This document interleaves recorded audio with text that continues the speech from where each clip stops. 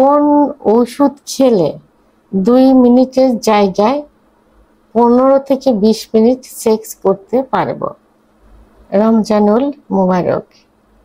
দেশের এবং প্রবাসের ভাই বোনদের প্রতি সালাম। আসসালামু আলাইকুম। আমি প্রভাষক ডাক্তার রিক্তা পারভিন, হোমিওপ্যাথি এবং আয়ুর্বেদিক চিকিৎসক। আজকে খুব গুরুত্বপূর্ণ একটা বিষয় নিয়ে আলোচনা করব, যে বিষয়টা এখন প্রত্যেকটা পুরুষ, যুবক, বয়স্ক, মধ্যবয়স্ক পুরুষের এবং মহিলাদেরও কিন্তু চাওয়া থাকে বা প্রশ্ন থাকে। তো ঠিক তেমনই একটা কমেন্ট করছেন আমার কোনো এক শুভাকাঙ্ক্ষী। ধন্যবাদ ভাইয়া। হালকা কিছু সচেতন হওয়ার জন্য। আগে তো কেউ শুনতো না, সবাই ফার্মেসিতে গিয়ে একটা করে ক্যাপসুল কিনতো বা ট্যাবলেট কিনতো সেক্স করার জন্য, স্ত্রীর সঙ্গে, পার্টনারের সঙ্গে দীর্ঘ সময় সেক্স করার জন্য। আবার অনেকের এমন আছে যে সেক্সের কোনো ইচ্ছাই নেই, দীর্ঘ মানে ইচ্ছা হয় না, উত্থান হয় না, সময়ই হয় না, সেইটাকে বাড়ানোর জন্য ফার্মেসি থেকে একটা ওষুধ নিয়ে আসতো। তো এখন সচেতন হয়েছে আমাদের বড় মাপের ডাক্তারদের, আমাদের মতো ডাক্তারদের এই ভিডিও দেখে, ইউটিউব চ্যানেল দেখে অনেকেই সচেতন হয়েছেন।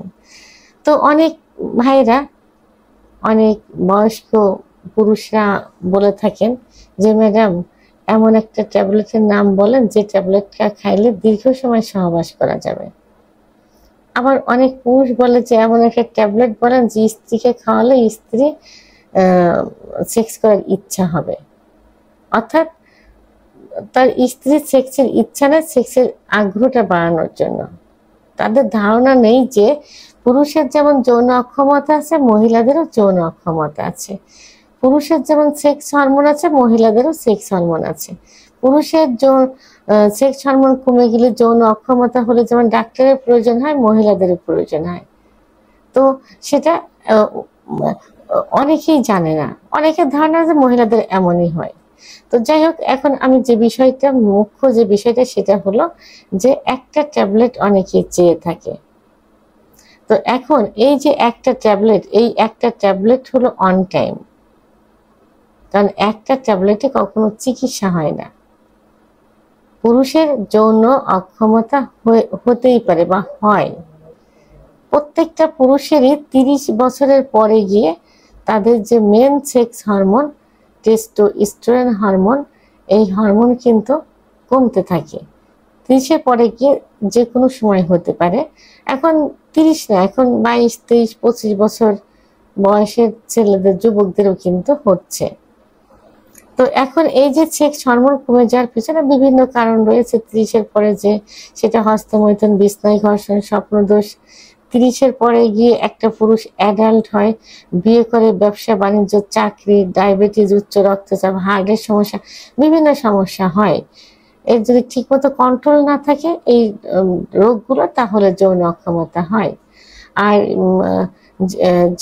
যেগুলো কারণ বললাম, যে হস্তমৈথুন, বিছানায় ঘর্ষণ, এগুলো যদি নেশায় পরিণত হয়ে যায়, তখন তাদের কি হয়, যৌন অক্ষমতা আসে, অর্থাৎ টেস্টোস্টেরন হরমোন কমে যায়। এখন টেস্টোস্টেরন হরমোন কমে গেলে পুরুষের যৌন অক্ষমতা হয়। সেটা কি হতে পারে? কারোর ইচ্ছা কমে যায়, কারোর উত্থান কমে যায়, কারোর সময় কমে যায়, কারোর দেখা যায় সবগুলোই হয়। তো এই যাদের সবগুলো হয় তাদের কি বলে? ধ্বজভঙ্গ বলে। তো এখন এর সুন্দর চিকিৎসা আছে।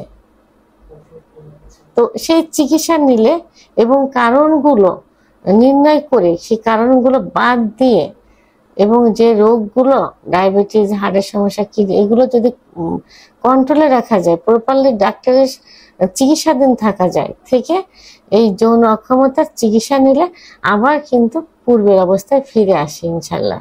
এখানে অন টাইম ট্যাবলেটের কোনো প্রয়োজন হয় না। অন টাইম ট্যাবলেট আরও কি করবে? আপনাকে মৃত্যুর দিকে ঠেলে দিবে।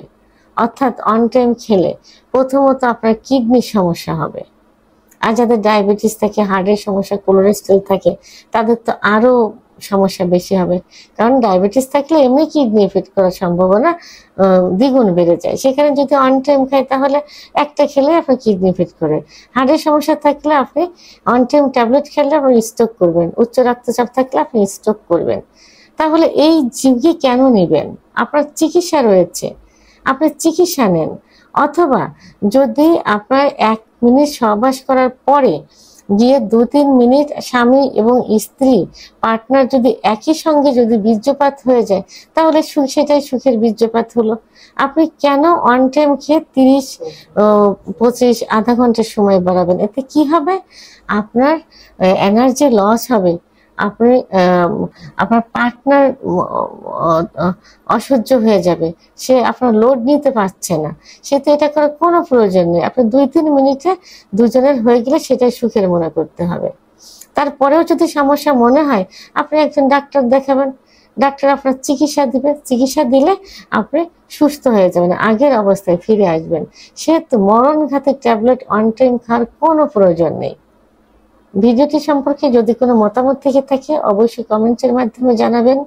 আর ভিডিওটি ভালো লাগলে লাইক, কমেন্ট, সাবস্ক্রাইব করে আমার সঙ্গে থাকুন। আল্লাহ হাফেজ।